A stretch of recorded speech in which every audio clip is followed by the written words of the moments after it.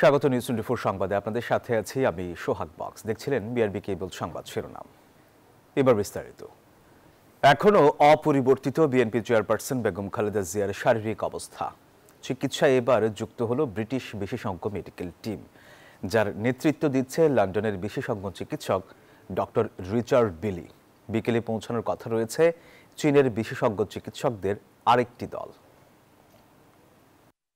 টানা 11 দিন ধরে রাজধানীর এভারকেয়ার হাসপাতালে বিএনপি চেয়ারপারসন বেগম খালেদা জিয়া দ্রুত সুস্থ করতে দেশি বিদেশি চিকিৎসকরা চালাচ্ছেন সম্মিলিত প্রচেষ্টা। এর মধ্যে বিএনপি চেয়ারপারসন চিকিৎসায় সাড়া দিচ্ছেন বলেও জানানো হয়েছে। এরই মাঝে বুধবার বেলা 10টার দিকে হযরত শাহজালাল আন্তর্জাতিক বিমানবন্দরে নামেন যুক্তরাজ্য থেকে আগত চিকিৎসক দল। এ সময় তাদের দলনেতা ডক্টর রিচার্ড বিলকে অভ্যর্থনা জানানো হয়। পরে বেলা 10:30টার কাছাকাছি সময় তারা পৌঁছান এভারকেয়ার হাসপাতালে। আগের দিন থেকে চিকিৎসায় যুক্ত আছেন চীনা মেডিকেল টিমও। প্রিয় নেত্রীর খোঁজ খবর নিতে হাসপাতালের বাইরে অপেক্ষা যেন শেষ হচ্ছে না নেতাকর্মীদের। তাদের প্রত্যাশা দ্রুতই গণতন্ত্রের আপসহীন নেত্রী ফিরবেন জনগণের কাছে। দলের নিষেধ নিরাপত্তার কড়াকড়িও থামাতে পারছে না কর্মীদের প্রিয় মায়ের জন্য আবেগ। প্রার্থনা করি এবং দোয়া করি, সবাইকে দোয়া করার জন্য ইনশাআল্লাহ বিনীত অনুরোধ রইল। আসলে একজনের জায়গাতে আরেকজন কেউ কখনো পূরণ করতে পারে না, এটাই হচ্ছে বাস্তবতা। হাসপাতালের সামনে নিরাপত্তা নিশ্চিতে বেড়েছে বিজিবি, পুলিশ, র্যাব ও আর্ম পুলিশ ব্যাটালিয়নের তোড়জোড়। তারিন সুলতানা, নিউজ 24, ঢাকা। দর্শক, এই বিষয়ে আর বিস্তারিত জানাতে আমাদের সাথে যুক্ত হচ্ছেন সহকর্মী নাইম আল জিকো। জিকো, খালেদা জিয়ার শারীরিক অবস্থার সবশেষ কি তথ্য আছে আমাদের জানাবেন।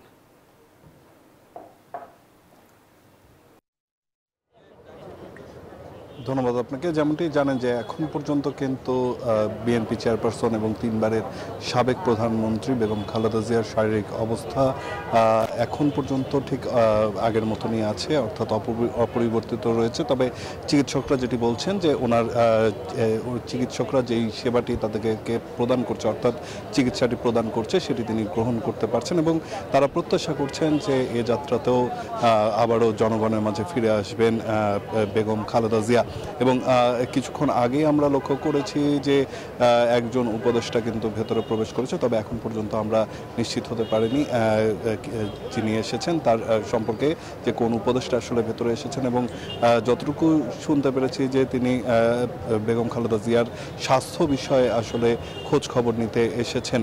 তো এই বিষয়ে আসলে গণমাধ্যমের সাথে কথা বলবেন কিনা সেই বিষয়টিও এখন পর্যন্ত আমরা নিশ্চিত হতে পারিনি। আরেকটি বিষয় জানাতে চাই, আজ সকালেই কিন্তু যুক্তরাজ্য থেকে একজন চিকিৎসক তিনি এই এভারকেয়ার হাসপাতালে এসে উপস্থিত হয়েছেন এবং তিনি কিন্তু তার চিকিৎসা সেবা প্রদানের জন্য এখানে এসেছেন। এছাড়াও বিকাল নাগাদ চায়না থেকে আরও একটি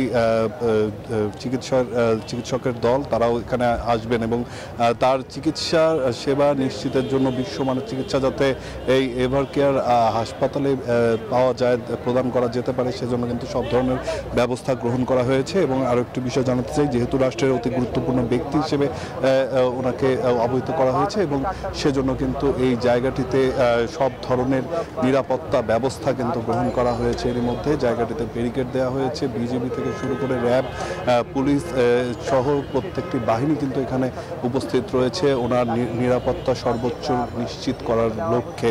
তো এই ছিল এখন পর্যন্ত এভারকেয়ার হাসপাতাল থেকে বেগম খালেদা জিয়ার স্বাস্থ্য বিষয়ে আমার কাছে সবশেষ তথ্য। জিকো, আপনাকে ধন্যবাদ।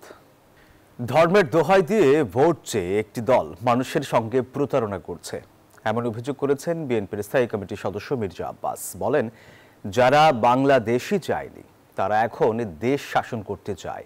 মানুষ এত বোকা নয় যে তাদের প্রলোভনে পা দিবে। আর আলাদা অনুষ্ঠানে বিএনপির আরও 2 নেতা বলেন, সব সংকটে হাল ধরা খালেদা জিয়া মানেই এখন বিএনপি। সব সংকটে দলের কাণ্ডারি বেগম খালেদা জিয়া দ্রুতই ফিরবেন নেতাকর্মীদের মাঝে। রোগমুক্তি কামনায় বুধবার নয়াপল্টনের জাতীয়তাবাদী কৃষক দলের দোয়া মাহফিলে এমন প্রত্যাশা ছিল নেতাকর্মীদের। অনুষ্ঠানে বিএনপির সিনিয়র যুগ্ম মহাসচিব রুহুল কবির রিজভী বলেন, দলমত নির্বিশেষে মানুষ বেগম জিয়ার জন্য যে ভালোবাসা দেখিয়েছে তা অত্যন্ত সম্মান ও মর্যাদার। তিনি বরাবর যেভাবে তার কণ্ঠের ধ্বনি, তার শব্দ, সাহসী উচ্চারণে বাংলাদেশের মানুষকে ঐক্যবদ্ধ করত, আবার তার সেই বাণী আমরা শুনব, আবার সেই বার্তা শুনব এবং আমরা গণতন্ত্রের নিরাপত্তা, স্বাধীনতার নিরাপত্তা, সার্বভৌমত্বের নিরাপত্তার প্রতীক হিসাবে, ভাষ্যকার হিসাবে আমরা আবার বেগম খালেদা জিয়াকে আমাদের কাছে ফিরে পাবো। এই তাই মনোবাক্যে আল্লাহর কাছে আমরা সেই প্রার্থনা করছি। এদিকে বেগম খালেদা জিয়ার সুস্থতার জন্য ভাসানী মিলনায়তনে দোয়া মাহফিলে যোগ দেন বিএনপির স্থায়ী কমিটির সদস্য ডক্টর আব্দুল মঈন খান। বলেন, দেশের প্রয়োজনে রাজনীতির মাঠে এসেছিলেন বিএনপি নেত্রী। নিজের চিন্তা না করে আজীবন গণতন্ত্র ও দেশের কল্যাণে সংগ্রাম করেছেন বেগম জিয়া। তিনি কখনো ভেঙে পড়েননি, কোনো অন্যায়ের কাছে কোনোদিন তিনি মাথা নত করেন নাই। তিনি মাথা উঁচু করে বাংলাদেশে দেশের মানুষের কল্যাণে, মানুষের অধিকার রক্ষায় তিনি তার আজীবন তার সংগ্রাম করে গেছেন, তার রাজনীতি করে গেছেন। এই জন্যই বাংলাদেশের কোটি কোটি মানুষ, আমি আজকে বলবো যে দল, মত, জাতি, ধর্ম নির্বিশেষে আজকে তারা অশ্রু বর্ষণ করছে এবং আমরা প্রত্যাশা করি ইনশাআল্লাহ মহান আল্লাহ তাআলা আমাদের সকলের যে আবদার, আমাদের সকলের যে ফরিয়াদ, সেই ফরিয়াদ মহান আল্লাহ তাআলা গ্রহণ করবেন। বিএনপি চেয়ারপারসনের রোগমুক্তি কামনায় রাজধানীর সিদ্ধেশ্বরীতে ফ্রি মেডিকেল ক্যাম্প করে রমনা থানা বিএনপি। এতে বিএনপির স্থায়ী কমিটির সদস্য মির্জা আব্বাস বলেন, দেশের কোটি কোটি মানুষ বেগম জিয়ার সুস্থতার জন্য প্রার্থনা করছেন। চলমান রাজনৈতিক পরিস্থিতি তুলে ধরে তিনি বলেন, ইসলামের কথা বলে মানুষের ভোট নিতে চাইছে একটি দল, যা প্রতারণার শামিল। আমাদের দেশনেত্রী বেগম খালেদা জিয়া অত্যন্ত অসুস্থ অবস্থায়। মির্জা আব্বাস বলেন, যারা বাংলাদেশ চায়নি তারা এখন দেশ শাসন করতে চায়। সাইফুল ইসলাম, নিউজ 24, ঢাকা। ফেব্রুয়ারিতে বাংলাদেশে একটি অবাধ, সুষ্ঠু ও উৎসবমুখর নির্বাচন হবে বলে আবারও জানান প্রধান উপদেষ্টা অধ্যাপক মোহাম্মদ ইউনূস। সকালে রাজধানীর মিরপুর সেনানিবাসে ন্যাশনাল ডিফেন্স কোর্স 2025 এবং আর্মড ফোর্সেস ওয়ার কোর্সের সমাপনী অনুষ্ঠানে প্রধান অতিথির বক্তব্যে এই কথা বলেন তিনি।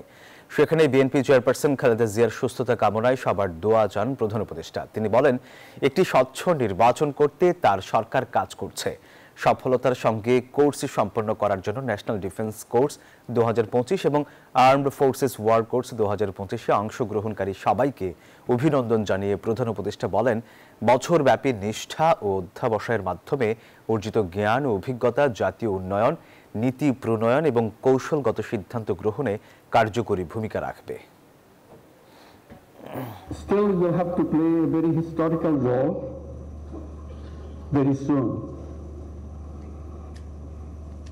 in our national election and referendum coming February to make it not only a historical landmark, also peaceful and festive, make it a festive occasion for all voters who turn out to vote, and the nation will remember with pride. দর্শক, ট্রাইব্যুনালে এই মুহূর্তে কথা বলছেন chief prosecutor. আমরা সরাসরি চলে যাচ্ছি সেখানে। ছিল এরকম যে সেই একজন আসামির দু চোখ উপড়িয়ে ফেলা হয়েছে, মুখের গালের মাংসগুলো খাবলে তুলে ফেলা হয়েছে, পেট কেটে ভুঁড়িগুলো বের করে ফেলা হয়েছে, এমন বিভৎস ছবি দেয়ালে টানিয়ে রাখা হতো। বন্দীদেরকে জিজ্ঞাসাবাদের সময় ছবির সামনে রেখে বলা হতো যে তোমরা যদি কথা না বলো তোমাদেরকে একই রকমের পরিণতির শিকার হতে হবে। সেখানে আমরা পেয়েছি ড্রিল মেশিন, চাবুক, ইলেকট্রিকিউট করার মতো এই সমস্ত যন্ত্র, প্রহার করার যন্ত্র। এই যে বিভৎস নারকীয় একটা ব্যবস্থা ছিল টিএফআই সেলে, সেই বর্ণনা আমাদের ফর্মাল চার্জে আমরা তুলে এনেছি এবং সব কিছু দিয়ে এই আসামিদের বিরুদ্ধে যে একটা সুনির্দিষ্ট টাইম ফ্রেমের মধ্যে শুধুমাত্র 14 জন বন্দীকে তারা বিভিন্ন সময় এখানে আটক রেখেছিলেন, যারা জীবিত অবস্থায় ফেরত এসেছেন তাদের ব্যাপারেই আমরা আজকে অভিযোগ এনেছি। এর বাইরে যত আসামিকে এখানে নেওয়া হয়েছে, যারা কখনো ফিরে আসেনি, যাদের লাশ পাওয়া যায়নি, কোনো হোয়ার অ্যাবাউটস নেই, তাদের ব্যাপারে পৃথক তদন্ত চলছে। এই ব্যাপারে রিপোর্ট আসলে সেই ব্যাপারে আলাদাভাবে তদন্ত রিপোর্ট দাখিল করা হবে। এই 10 জন যারা আসছেন, মানে 11 জন সেনা, আগামী সপ্তাহে তফসিল ঘোষণা হবে বলে জানিয়েছেন নির্বাচন কমিশনার মোহাম্মদ সানাউল্লাহ। তিনি বলেন, ভোট কেন্দ্রের সংখ্যা বাড়ানো হবে কিনা সেই বিষয়ে রবিবার কমিশন সভায় সিদ্ধান্ত হবে। ইসি সচিব জানান, এবার শতাব্দীর সবচেয়ে ভালো নির্বাচন করতে চায় ইসি। নির্বাচনে সাংবাদিকদের সহযোগী হয়ে কাজ করার আহ্বান জানান ইসি সচিব। বিগত সময়ে দেশের নির্বাচন ব্যাপকভাবে ক্ষতিগ্রস্ত হয়েছে, যা পুনরায় মেরামতের চেষ্টা করছে নির্বাচন কমিশন। আগামীর দেশ ও গণতান্ত্রিক পথযাত্রা কেমন হবে তার একটা টোন সেটিং করতে যাচ্ছে সামনের নির্বাচন। এসব কথা বলেন নির্বাচন কমিশনার মোহাম্মদ সানাউল্লাহ। আমরা যে পরিবর্তিত পরিস্থিতিতে নির্বাচনী প্রশিক্ষণ ইনস্টিটিউটে সাংবাদিকদের ট্রেনিং এর উদ্বোধনী অনুষ্ঠানে তিনি আরও বলেন, ভুয়া সাংবাদিকদের রুখতে কার্ডে এবার কিউআর কোডের ব্যবস্থা করবে কমিশন। ভুয়া সাংবাদিকরা কোনো একটা কার্ড নিয়ে যেতে না পারে, যে কারণে আমরা কিউআর কোড চালু করছি। আপনারা বলেছেন যাতে করে আপনাদের কাজগুলো ইন্টারভিউ না ইত্যাদি ইত্যাদি এই কাজগুলো যেন আপনারা নিরবিচ্ছিন্নভাবে করতে পারেন। এছাড়াও তিনি বলেন, ইসির হিসেবে ভোট দিতে একজন ভোটারের গড়ে 3 মিনিট 52 সেকেন্ড সময় লাগবে। তবে গণভোটের বিষয়টি সবাই আগে থেকে না পড়লে আরো বেশি সময় লাগতে পারে বলে মনে করছেন তিনি। জানান, ভোট কেন্দ্রের সংখ্যা বাড়ানোর সিদ্ধান্ত এখনো হয়নি। আগামীতে আমরা কি ধরনের দেশ দেখতে চাই, আমাদের গণতান্ত্রিক পথযাত্রা কেমন হবে, তার একটা tone setting, course setting event হতে যাচ্ছে ফেব্রুয়ারি 2026-এর নির্বাচন। নির্বাচনে সাংবাদিকদের সহযোগী হয়ে কাজ করার আহ্বান জানান ইসি সচিব। আমরা একটা ভালো নির্বাচন চাই, শতাব্দীর ভালো নির্বাচন চাই, এটা আমাদের সবারই প্রত্যাশা। আমাদের মাননীয় প্রধান উপদেষ্টা এটা নিজেও বলেছেন বারবার করে, এবং আমরা সবাই এটার সাথে অঙ্গীভূত। সুষ্ঠু নির্বাচন করতে সকলকে সহযোগিতা করার আহ্বান জানিয়েছে নির্বাচন কমিশন। এই পরিপূরকের অন্তরা বিশ্বাস, নিউজ 24, ঢাকা। মানবতা বিরোধী অপরাধ, গুম ও নির্যাতনের মামলায় 10 সেনা কর্মকর্তার বিরুদ্ধে অভিযোগ গঠনের শুনানি চলছে। আন্তর্জাতিক অপরাধ ট্রাইব্যুনাল 1-এ শুনানি অনুষ্ঠিত হচ্ছে। এর আগে শুনানিতে অংশ নিতে গ্রেপ্তার 10 সাবেক ও বর্তমান সেনা কর্মকর্তাদের বিশেষ কারাগার থেকে ট্রাইব্যুনালে হাজির করা হয়। শেখ হাসিনার শাসনামলে গুম খুনের মামলায় গত 22 অক্টোবর অন্য মামলার 3 সেনা কর্মকর্তার সঙ্গে এই 10 সেনা কর্মকর্তাকে কারাগারে পাঠানোর আদেশ দেয় আন্তর্জাতিক অপরাধ ট্রাইব্যুনাল। পরে ঢাকা ক্যান্টনমেন্টে সরকার ঘোষিত বিশেষ কারাগারে তাদের রাখা হয়। এদিকে শুনানি ঘিরে ট্রাইব্যুনাল এলাকায় নিরাপত্তা জোরদার করা হয়েছে।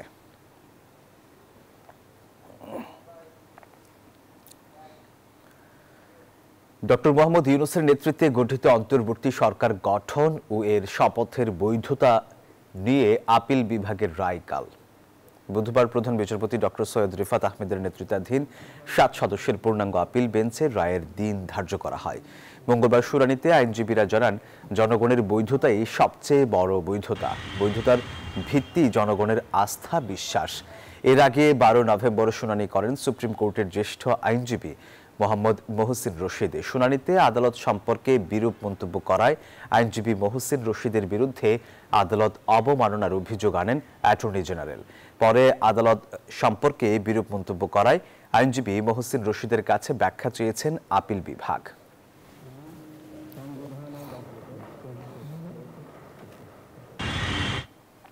লাগাতার কর্মবিরতি ও বার্ষিক পরীক্ষা বর্জনের পর 3 দফা দাবি বাস্তবায়নে এবার কমপ্লিট শাটডাউন কর্মসূচি পালন করছেন সরকারি প্রাথমিক বিদ্যালয়ের সহকারী শিক্ষকরা।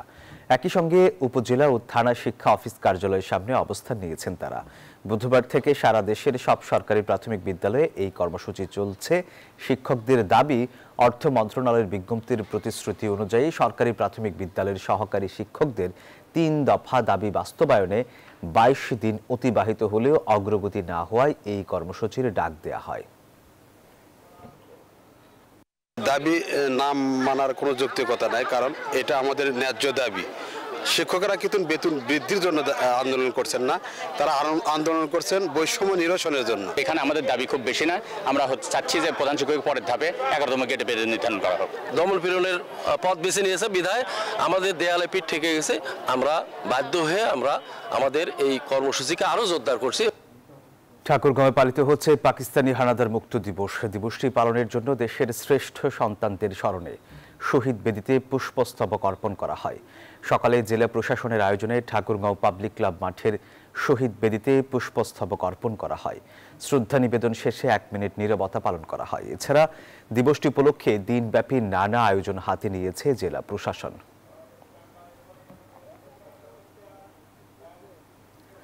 এবারে জেডিসির নির্বাচনের পথে।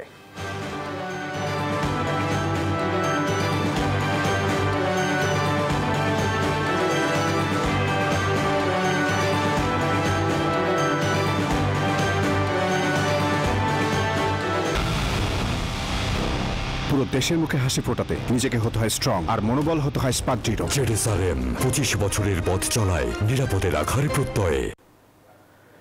প্রাকৃতিক সম্পদ আর অপূর্ব সৌন্দর্যে ঘেরা নেত্রকোনা এক আসনে বইছে নির্বাচনী হাওয়া। সীমান্তবর্তী এই জনপদ পাহাড়, নদী আর সমতল ভূমির অনন্য এক সমন্বয়। পর্যটন শিল্পের অপার সম্ভাবনা থাকা সত্ত্বেও শিক্ষা, স্বাস্থ্য ও যোগাযোগ ব্যবস্থায় এখনও অনেক পিছিয়ে এখানকার মানুষ। ত্রয়োদশ জাতীয় নির্বাচনে ভোটারদের মাঝে জেগেছে উন্নয়নের প্রত্যাশা, আর ভোটারদেরও নানা প্রতিশ্রুতি দিচ্ছেন প্রার্থীরা।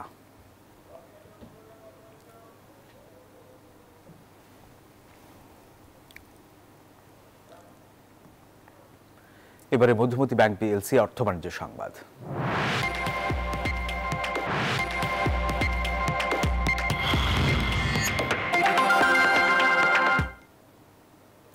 চ্যাটজিপিটির মালিকানা প্রতিষ্ঠান ওপেন এআই এর সাথে এনভিডিয়ার $10,000 কোটি বিনিয়োগ চুক্তিটি এখনও চূড়ান্ত হয়নি। অ্যারিজোনায় এক সম্মেলনে এনভিডিয়ার প্রধান আর্থিক কর্মকর্তা জানান, এখনও বিষয়টি নিয়ে আলোচনা চালিয়ে যাচ্ছে দুই পক্ষ। কোম্পানিটি জানায় 2026 সাল পর্যন্ত তাদের $50,000 কোটি চিপ বিক্রির আদেশ থাকলেও ওপেন এআই এর এই বিশাল প্রকল্পটি সেই হিসাবের বাইরে। এদিকে নিজেদের গ্রাহক প্রতিষ্ঠানেই এনভিডিয়ার পাল্টা বিনিয়োগ নিয়ে বাজারে উদ্বেগ বাড়ছে। দিনাজপুরে গত কয়েকদিন ধরে কিছুটা বেড়েছে শীত। দিনের বেলায় পর্যাপ্ত রোদ থাকায় শীত কম অনুভূত হলেও রাত ও ভোরে শীত বাড়ে। কষ্ট বাড়ছে শিশু, বয়স্ক ও নিম্ন আয়ের খেটে খাওয়া মানুষের। আবহাওয়া অফিস বলছে, ডিসেম্বর মাসে একাধিক শৈত্যপ্রবাহ রয়েছে। ফখরুল হাসান পলাশের তথ্য ও ছবিতে ডেস্ক রিপোর্ট।